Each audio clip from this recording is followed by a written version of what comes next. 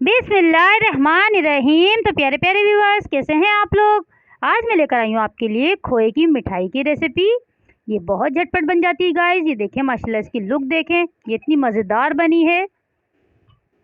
ये देखें माशाल्लाह से कितनी ज़बरदस्त लग रही है। चले तो गाइस रेसिपी की तरफ चलते हैं और बनाना शुरू करते हैं हम ये मज़ेदार सी खोए की मिठाई। ये देखें गाइस, आधा किलो मैंने खोया लिया है। इसको मैंने कढ़ाई में डाल दिया है। मैं हल्का से इसको भूनूंगी, बहुत ज़्यादा नहीं, 2 से 3 मिनट मुझे इसको भूनना है और हल्के आंच पे बिल्कुल।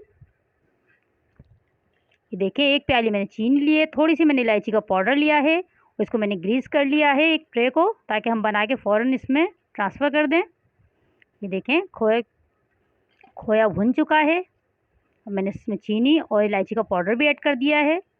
इसमें और कुछ नहीं डलता है गाइस, ये इसी से बड़ा ज़बरदस्त सी मिठाई तैयार होगी। ये 2-3 चीज़ों से ही बिल्कुल हल्के आंच पे हम 15 मिनट तक इसको मेल्ट होने तक पकाएंगे।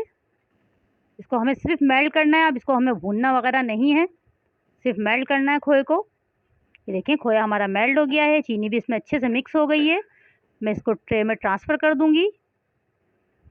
ये देखें गाइस, ट्रे में मैंने ट्रांसफ़र कर दिया। थोड़ी देर में फ्रीज़र में रख के इसकी कटिंग कर लूँगी। जैसी भी शेप में आपको पसंद हो आप कटिंग कर लीजिएगा।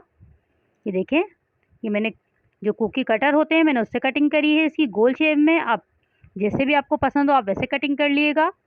तो ज़रूर ट्राई करिए गाइस, और मेरी रेसिपी अगर पसंद आ रही है तो मेरे चैनल को सब्सक्राइब करें, वीडियो पसंद आती है तो लाइक करें, शेयर करें और मुझे बता दिया करें मेरी रेसिपी आपको कैसी लगती है।